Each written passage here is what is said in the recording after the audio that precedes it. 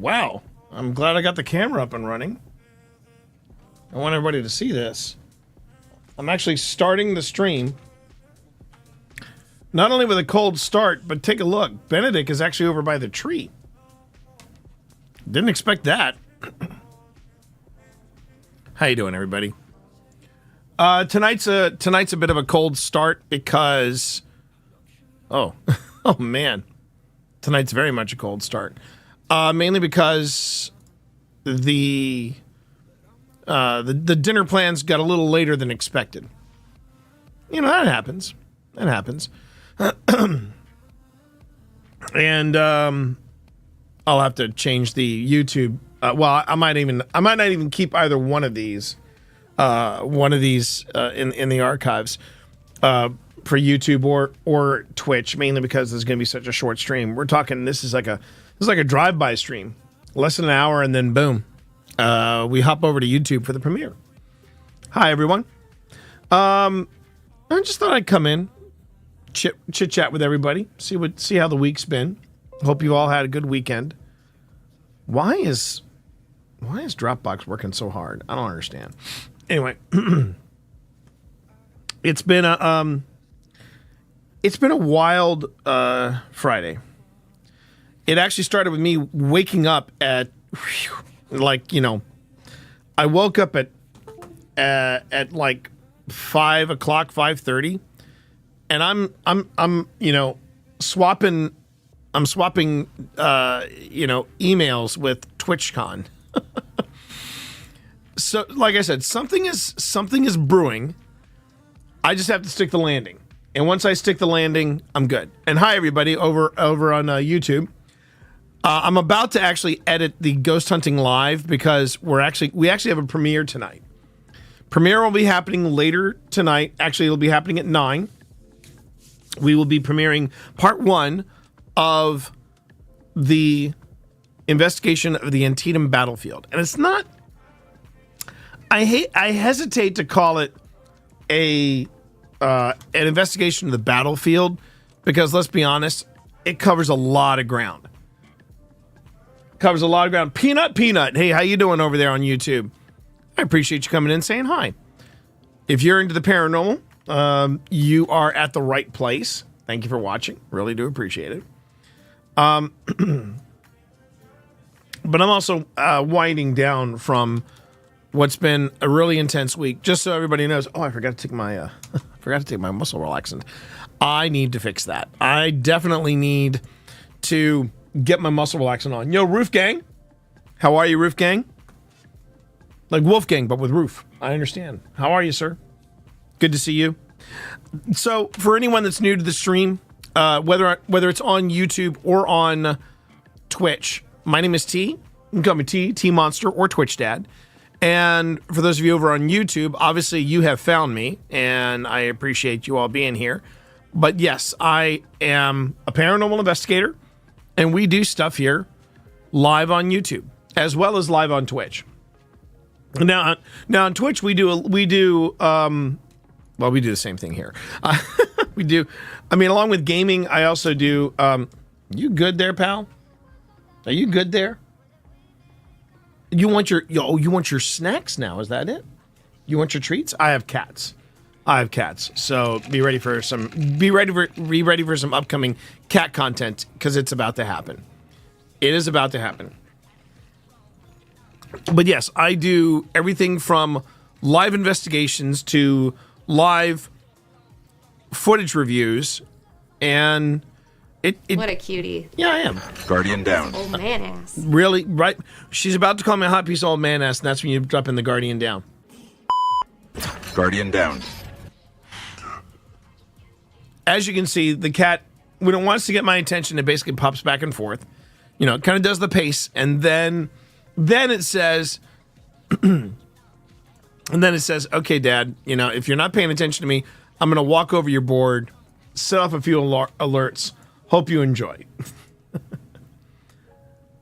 Don't know what you all have planned for your Friday, but if you're free at 9 o'clock, yes, we'll be premiering part 1 of our investigation of the Antietam battlefield. Now, as I said before, interrupted by cats, don't you dare do it. Are you going to do it again? He comes around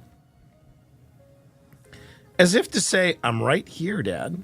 All right, what's your next move, pal? And he goes down. Okay. Let me go on ahead and let me jump over to the cat cam. Let me put some treats in front of these little effers. All right, you two, come on. Come on. Yes. Yeah.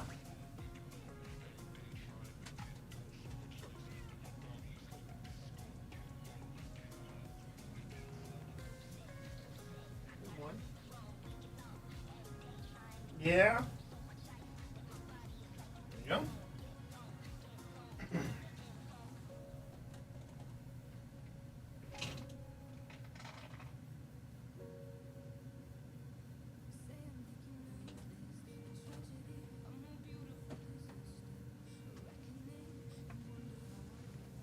All right. I was going to try to... Ooh, excuse me. I was trying to game a little bit tonight. At least that was my plan. I was trying to game tonight, and just we had a late dinner.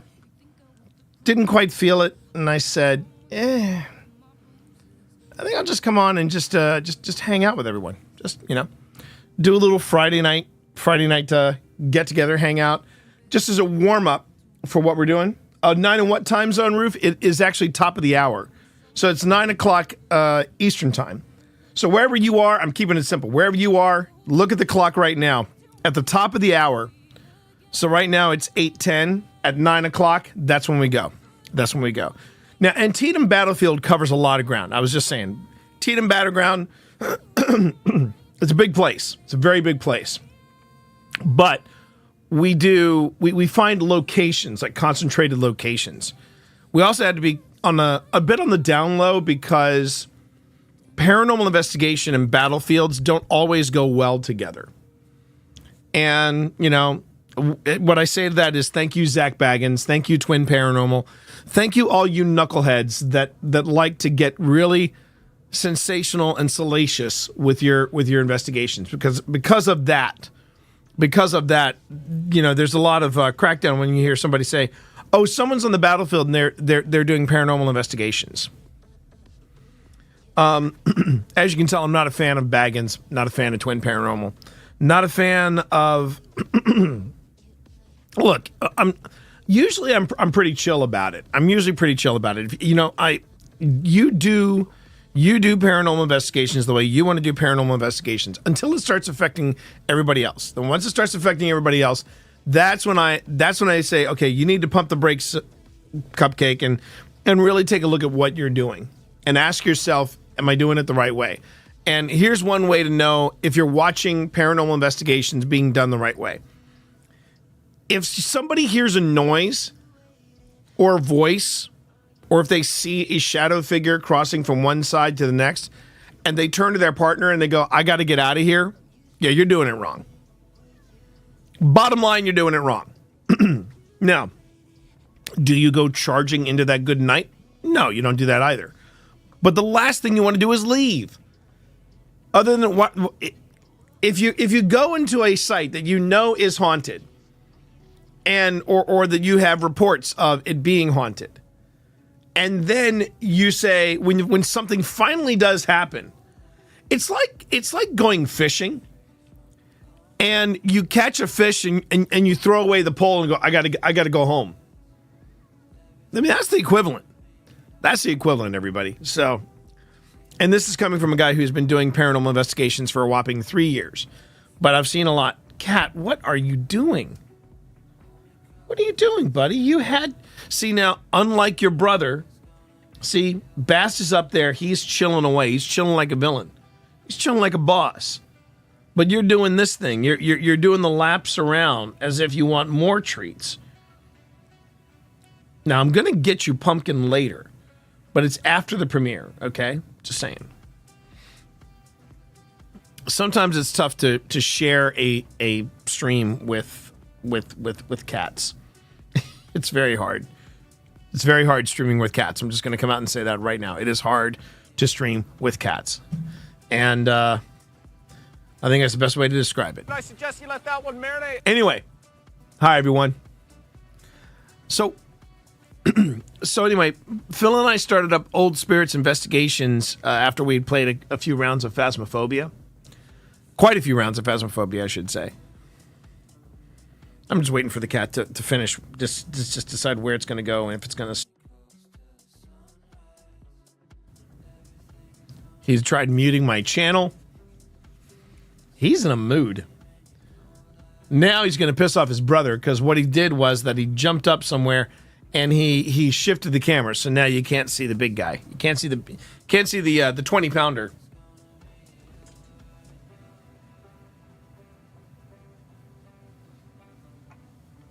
All right.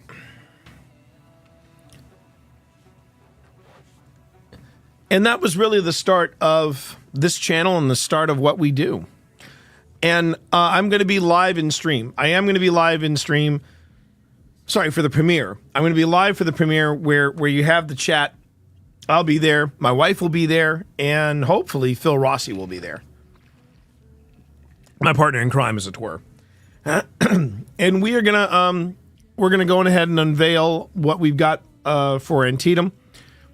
Fair warning, it's going to be a very short show. Both of these episodes are pretty short, but where we saved time in our Antietam investigation, yeah, we more than make up. We more than make up in the premiere of our Wayside Inn investigation, which will be our investigation for July. And because of how August kind of shapes up, it looks like we're going to have 2 investigations in August. So that should be fun. That should be a lot of fun. And we'll be in chat. We'll be answering your questions, whether it's about Antietam, about what we do, about our equipment, all that stuff. We're going to go ahead and we'll be going back and forth with you there. But we had we being me and my wife, we had something of a late dinner. So I was like, well, okay, maybe I can get an hour of gaming. And then I was like, yeah, we're getting close though. And over on Twitch, Pharaoh, sorry I would have been here earlier, but man, this game can get pretty crazy. All right, you asked for this. Something froze. I just heard the doo-doo-doo-doo, something froze. But Pharaoh, yeah, this one's for you. I see you. There you go. Great job today, by the way, my man. Great job today. You handled the interview like a pro, and I'll tell you something else. I appreciate how much footwork you did for that interview. Anyone that is researching that much for your interview subject, that tells the interview subject, okay, this guy's done their homework, and that matters a lot to the guests. That's how you make friends, and that's how you make contacts. Is if you are the guy that basically says, right, I'm gonna make sure I get notes. I'm gonna dig in the archives. This guy's got a digital footprint. I'm gonna follow it, see where it leads me to. And the more you can prep for an interview like that, yeah, the happier people are. I tell you one of the funniest interviews, and I could tell that the guy had never touched any. And this is when I was a new author. But this very, very high-profile science fiction fantasy author, the guy by the name of Robert J. Sawyer, he was interviewing me on my first book at a convention called Astronomicon. And I sit down. I don't know this guy. I know he's the guest of honor. I know that he's the kind of guy that if he writes a grocery list and signs his name on it. Hold on. If he writes a grocery list and signs his name on it, he's going to get an award for something. So he my first book was called Moravi, Morevi. And he puts it up there for everybody to see, and he goes, "This is your first novel?" I say, "Yes, it is." I get some applause, and he goes, So tell us a little bit about this novel, More 6. And I look at this title, and now I can't unsee it. I see that it's More and the Roman numeral 6. And I sat there, and I just stared at him, and I just went, yeah, it answers all the unanswered questions of More 1 through 5. And it not only brought the house down, Rob Sawyer, again, very much like a Doug moment. He kind of nods and looks at me like, "Oh, I got a live one here," and we became pals. I have not spoken to Rob in many years, but it was that connection, that friendship when I was helping to organize a convention in my hometown of Richmond, Virginia, that I pinged him and I said, "Rob, would you be interested in being a guest of honor at a second year con?" He said, "Absolutely," and I got to interview him. Yeah. How you doing, YP? How you doing, YP? YP sounds wrong. How about YPO? I'll just call you YPO.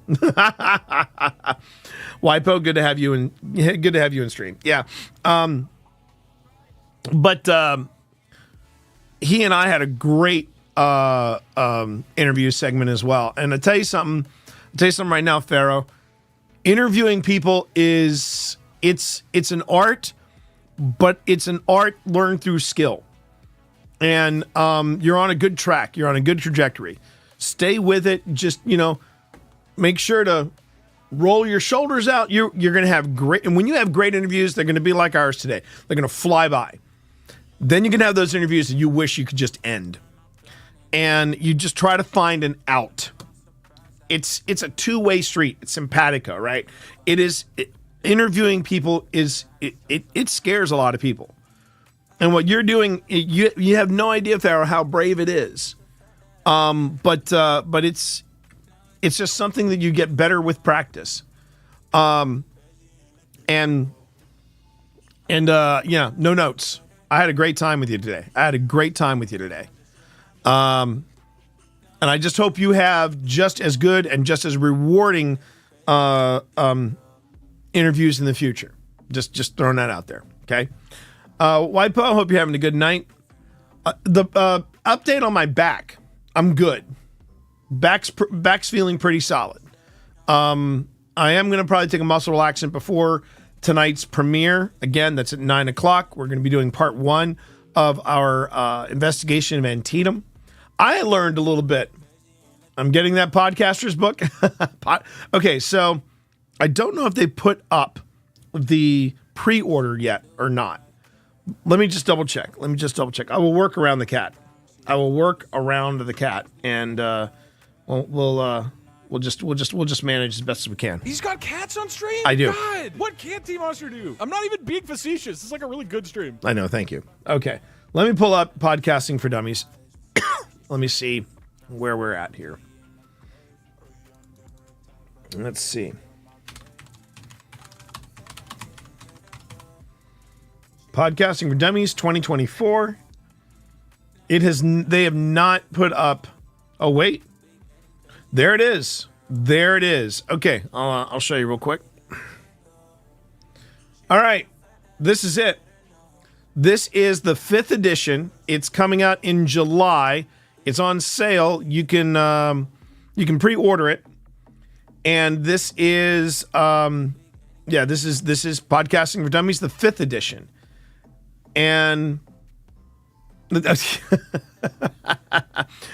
I as soon as I heard him say that, I'm like, I'm isolating that. I'm making that into a drop-in. I have quite a few of his drop-ins, and this one I try very hard to use when I'm ever having a discussion with my wife. So technically, T. Morris is correct. Lizard, I'm telling you, Lizard, he really should think about doing something with his voice, as in, doing a side hustle with Audible or something like that. He's got the pipes for it. He's absolutely got the pipes for it.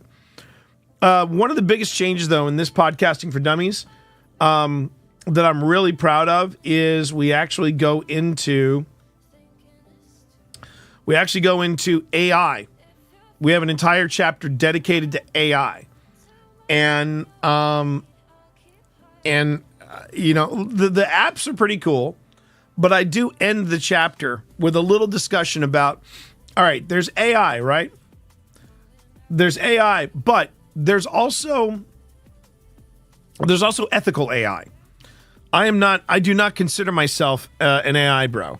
Not by any, I don't consider myself a tech bro or an AI bro. I consider myself someone that believes that AI is in fact the future. And I do believe that You need to understand it to really know what it is you're going to be dealing with, right? But I don't think standing on a soapbox, basically telling people you're wrong is the way to go either.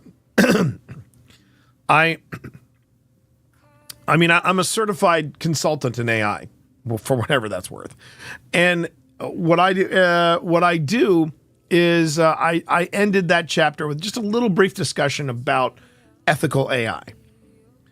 Is it ethical for someone to use AI if they're like, let's say Pharaoh is using AI to correct something, and let's say I said my book is coming out in June, and then I ping Pharaoh and I say, hey, actually, can we do a pickup? Can I send you me saying something like, it's coming out in July? Pharaoh could come back and go, it's okay, T, I can handle it. And then what Pharaoh does is Pharaoh takes this this app out called Hindenburg Pro, and he says, give me a transcript. It creates a transcript. He finds where I said June. He could go in and he could just ping me and say, hey, T, do I have permission to use AI to correct this? I say, sure. And Pharaoh basically changes the transcript and has it go from, books coming out in June, and he corrects it to say July, right? And the AI, Hindenburg, will go into the audio and it will correct it. And you will not, it won't sound like me saying, the book is coming out in July. It's not coming, it doesn't sound like that, but it basically sounds like me saying, the book is coming out in July. It's pretty amazing. It's pretty amazing what you can do with AI. And that's more than ethical, because permissions are given and everything's copacetic. Now, what if Pharaoh took my voice sample and he had Hindenburg, or he had another AI app, create a bumper that says, my name is T. Morris, and I endorse, my name is T. Morris, and I endorse Pharaoh's podcast. It's the best podcast ever. What I care about is the judgment of T. Morris, who wrote Twitch for Dummies. Right now. Would that be ethical? Not if I didn't have permission.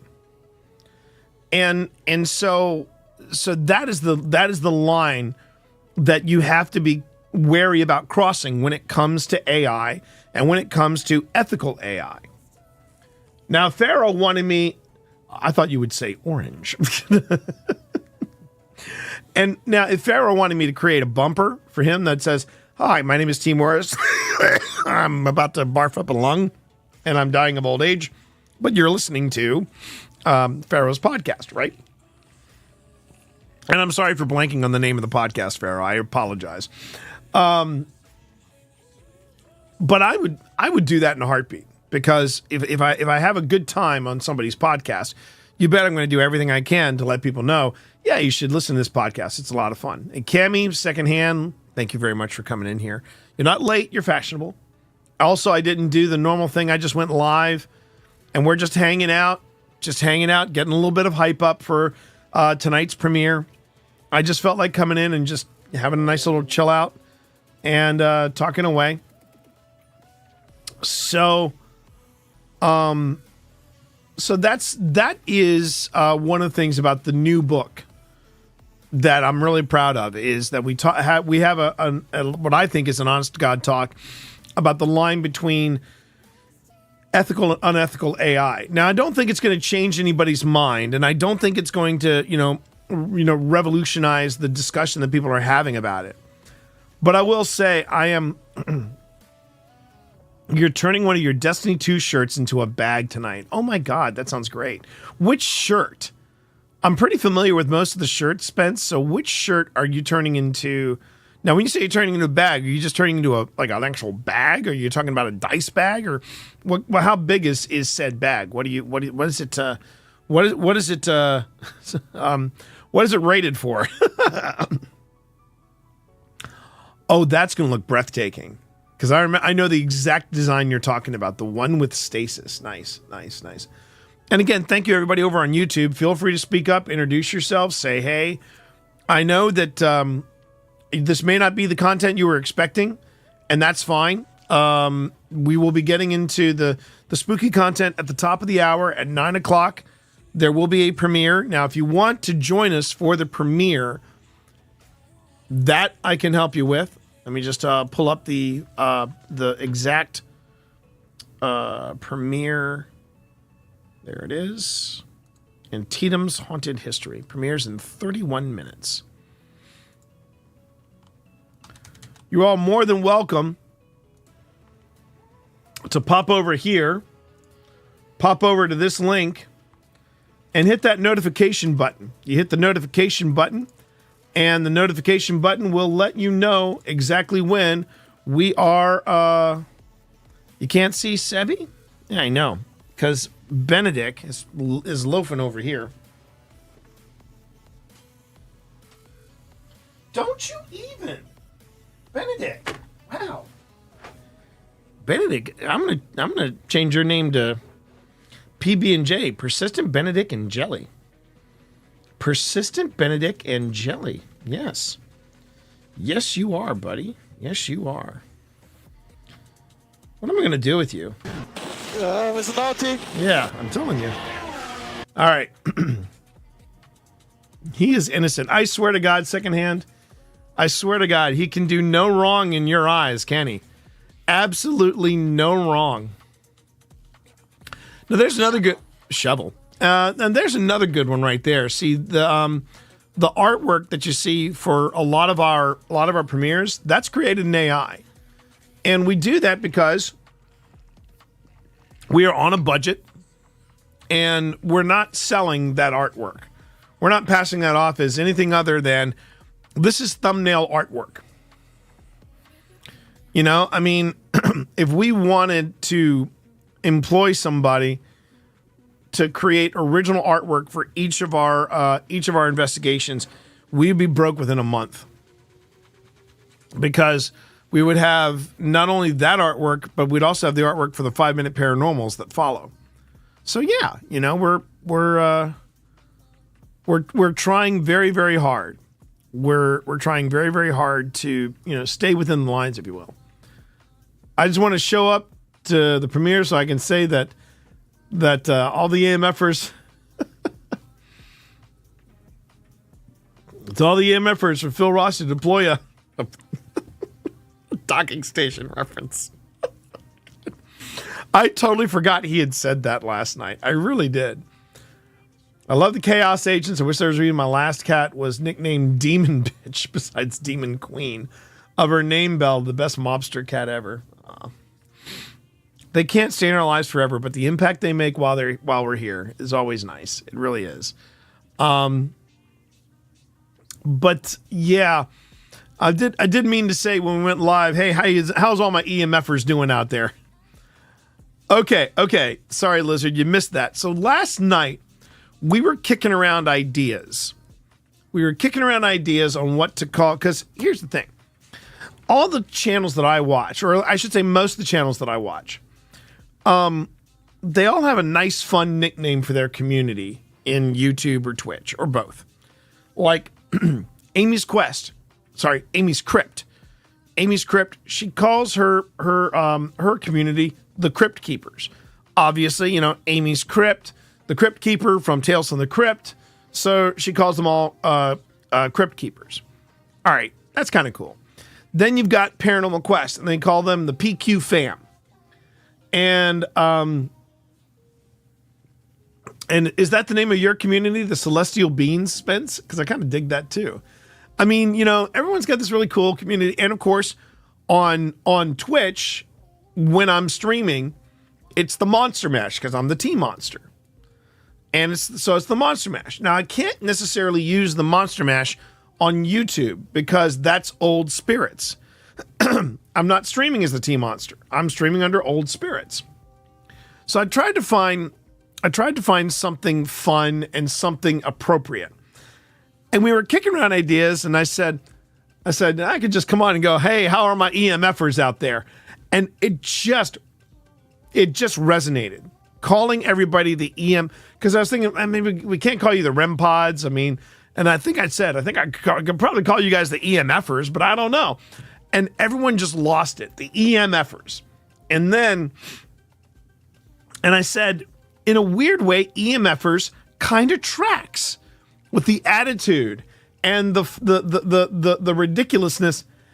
Yeah, it does sound like something a radio host would say. Hi, how you doing there, EMFers? You're watching Old Spirits Investigations. What was funnier still was right after I said that, there was a clip where Phil and I were going to do a double SD session. And I said, okay, I guess we're sitting back to back for this. And it was like a domino. It was like a domino effect. Tina says, no, you're facing forward. And then Phil says, shall we hold hands? I said, should we kiss? And then you see Phil going, should we face docking stations? And then you don't see Phil from the neck up, but you do see him do this with this this Deadpool thing with his and I know what it meant, but I mean, it was late at night. We were all slap happy as it was, and this was right after I said the EMFers, and I said I think EMFers might be sticking with us, and I was a mess. I was an absolute mess. The funny thing was that I pinged Phil right after it happened. I pinged Phil and I said, what do you think of this? What do you think of this? The EMFers. And he responded with, that is hilarious. And I went, does this mean you like it? And I haven't heard anything since. And George suggests more management 6, turn 6. Turn 6.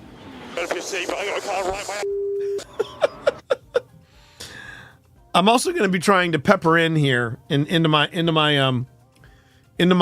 collection of drop-ins. I'm going to try to put in some more stuff from the Formula One track, because I love me some Formula One as well. But yeah. Well, that's the thing. I want to. I'm actually thinking about getting, proud to be an OSI EMFer, and he's got cats on stream. God, what can't T-Monster do? I'm not even being facetious. It's like a really good stream. You know what I can't do? I can't control my own stream. That's what I can't do. Oh, he had a great time with Adam Berry. Wasn't that a great interview? Wasn't that a great interview, Spence? I think Phil knocked it out of the park with that one. That was one of his... it was naughty. There was nothing naughty about it. What are you talking about? There was nothing naughty about it. It really was. It was a very, very good interview that Phil did with Adam Berry. And I was very proud of him because he wanted to knock it out of the park with that one, and I think he did. I really think he did. Matter of fact, let's see if he posted that. He posted that what? He posted that yesterday, I believe. And in about 24 hours All right, time. everybody get in the car. We're gonna raid T Morris. Oh, stop it. Stop it. Let's see, content. Let's see how it's doing. See how it's performing. Not bad. He's gotten 65 views within 24 hours, and for us, that's not bad. And it's right in the prime spot. And he's gotten some pretty decent watch time on it and views. So good on him. Good on him. So this is something that Phil and I have to seriously sit down and strategize and talk about. One of the things I'd like to do, I told Phil that. I said you could have easily gotten 2 episodes out of it because it was over an hour. Easily 2 episodes out of it. Could the upgraded version of be EMFer be EVPer? See, the reason I didn't want to do that is because EVP just sounds too close to EVPness. You know, EVPer and EVPness. It's just that's a little too close. And I think I mentioned that, and that was when I mentioned something about EMFer, and it just stuck. All right, no problem, Cam. You have a good night. Just go slow, take it easy, and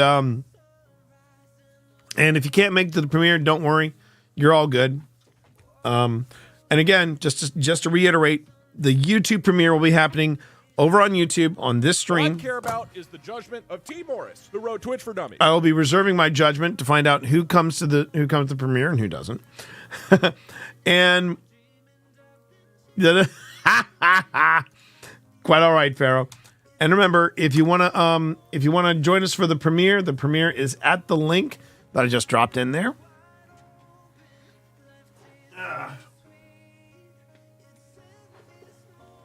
Benedict is trying to keep Sebastian off camera, and I find it funny how petty he can sometimes be.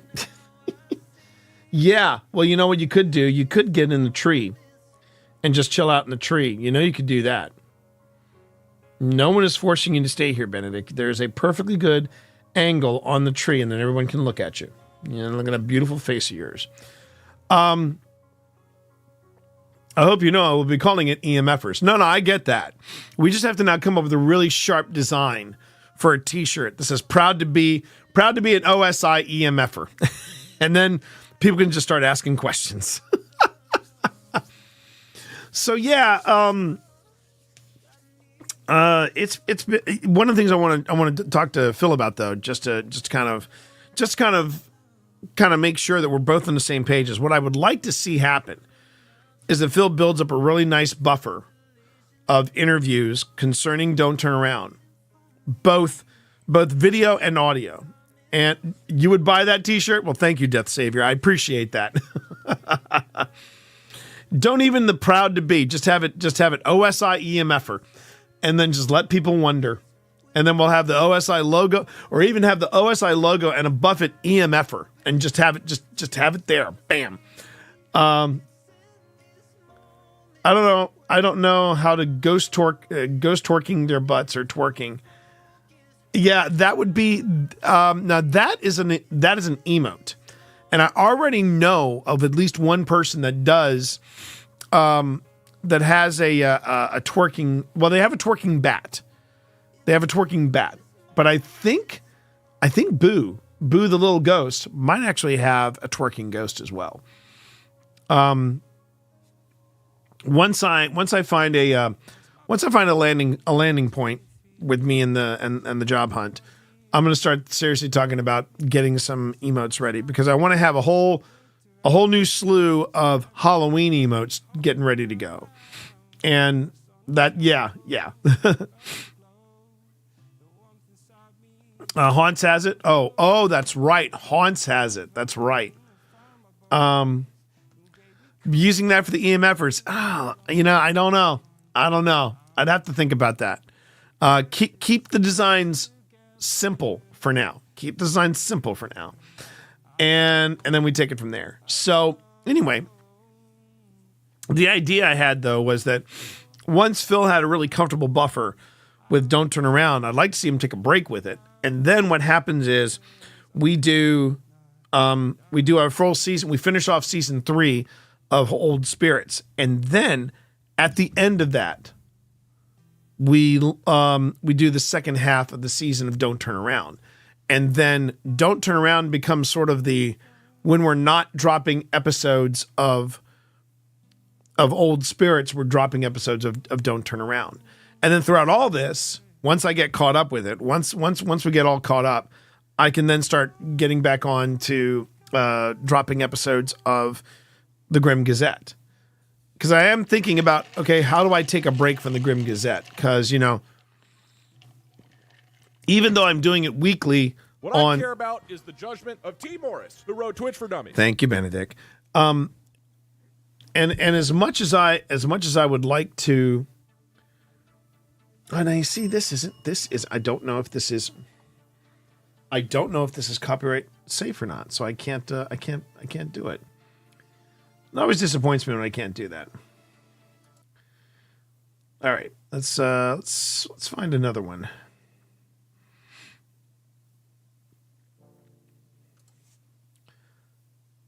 How about that? No.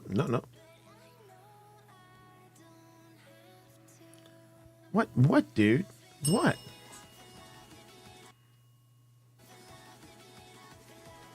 There you go. not bad. Did you shift the camera again? No. Okay, good. At least you didn't shift the camera again. So, ooh. That's not too loud, I hope. It sounds loud in my in my headset, but I can always adjust that. I can always adjust that. Please hold. Your call is very important to us. Oh, derp. Much better. Okay. So anyway, as I was saying, it'd be nice to be able to have that constant kind of. It'd be nice to have that constant flow of content, because, as I have learned, and I'm still learning, because this has been an education, to say the least. When you take a break from creating content on YouTube, the algorithm is not necessarily forgiving, and I'm trying desperately to find that happy medium, because what I don't want to have happen is I do not want to burn out, and I need to reach out to him about our interview. Oh yeah, you definitely should do that. You should definitely be doing that. You sometimes have to, and I know one of the interviews he wants to have is, he wants to always do, for every season of Don't Turn Around, he wants to have a sit down with me. And then we kind of do this little, like, almost like a touch base or a hey, here's the current status of old spirits, and yeah, we're kind of overdue for doing that. And Phil can sometimes be very difficult to get a hold of, and so that's always fun. Oh, I should also point out too, I have no idea, and I'm being honest here. I have no idea if I'm going to be able to stream tomorrow or not. I'm doing some stuff with the kiddo and with John Walker tomorrow, Walking Bard. John's going to be up here, and we're going to be upgrading the computer. So when I say the computer, I'm not talking about this computer. I'm talking about Sam's computer. So I may not be around tomorrow. And I will probably not be around Sunday either for a makeup stream, mainly because I have to get some stuff done with I do not want to be 4 episodes or 4 issues behind on the Grim Gazette. I'm already 3, and that sucks. That just sucks. And remember, a Grim Gazette is not 1 episode and I just pop it up and I'm done. It's 2 episodes. So literally I've got to create a Grim Gazette, then I've got to find a breaking point. Well, no, I then break it at the breaking point, and then I've got to put up, I'm not putting up 3 files, I'm putting up 6 episodes. I know, right? This is what happens. This is what I was talking about earlier, Pharaoh, with you. This is what happens when you work without a buffer. And it's impossible for me to have a buffer for a show that I'm doing live. So I got to figure that out too. Like, do I take a month break or a 2-month break? Because something may or may not happen in the paranormal. And if that doesn't happen, that's going to make for a very, very tough Grim Gazette. Now, if you don't know what I'm talking about with the Grim Gazette, the Grim Gazette is my paranormal magazine. I put up an edited version of it on YouTube, but I record it live here on Twitch. So if you're on YouTube, you get to see the Grim Gazette on Fridays. But if you want to see it recorded live, where you can interact with me and things like that, that happens on Tuesdays. And I'm falling behind a little bit. And I know exactly when it happened. It happened around the time that I went to Penhurst Paracon, which is a great event, by the way. If anyone is curious, Penhurst Paracon, a terrific event. I did a review of it on the Grim Gazette, but I will say it's a great event. But man, the venue itself is creepy as hell. Could I do with Phil a proper investigation, like a nighttime investigation of the Pennhurst Sanatorium, the Pennhurst Asylum, whatever you want to call Pennhurst. I don't know. There's an intensity there during the day. I can't imagine that place at night. And that's me just telling you straight up how I feel about it. So yeah, that's where I'm at right there. That's where I'm at right there. And then of course, as you can see in the lower corner, I'm going to be at this thing. I'm going to be actually presenting at this thing called the Paranormal Research Symposium in August. Yo, hey, how you doing there, Rellis? Good to see you. Oh, and I saw that. Thank you, Aurelus. And just so you know, I'm sure you already have this, but remember, when I shut down this stream for tonight, we all hop over to that link over there. And if anybody missed it over on Twitch, here's where the premiere is going to be happening in about 11 minutes. In 11 minutes, we are going to be having a premiere over at that URL, at that place on YouTube. And hey, hey, EMFers, my fellow EMFers. See, when Rellis plays along with it, that's when you know, okay, this thing might have some staying power. And anyway, yeah, it's been a good week. All back pain aside, it's been a good week. We had some really good finds with this the footage from the Octagon Mansion, and secondhand jumping ship and popping in over on YouTube. Excuse me, everybody. We actually have somebody to we have an EMFer to welcome in over at YouTube. Death Savior, he signed up and he joined the membership. He got a membership to the channel, and he's at the REM pod level. So I appreciate that. It's very cool. Appreciate it. And it's just been, yeah, I will say the best thing about the back pain is that it gave me a chance to kind of be still. I just wanted to let the muscle relaxants and everything work. And I wound up finishing Shogun on Hulu. And if you have, or FX, if you have not watched Shogun, you're missing out. Shogun was amazing. It was freaking amazing. So I highly recommend Shogun. And then I watched the first 2 episodes of The Acolyte. I know that, man, the fanboy hate on The Acolyte, it's powerful. It's strong.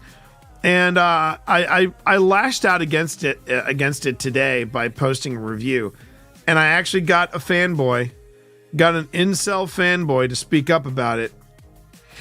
And this is what the guy said. The Jedi are bad guys now, and the lightsabers can be whips, and Jedi kill themselves because of the guilt of doing something awful. No. Okay. I'm going to address each and every one of these.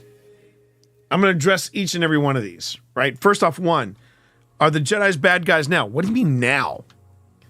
What the hell do you mean by now? Man, Lucas opened that freaking door with the Phantom Menace when he was like, "Oh yeah, Anakin, you got to leave your mom. We're just taking your mom away. We're taking you away from your mom. You're not gonna have any contact with your parents.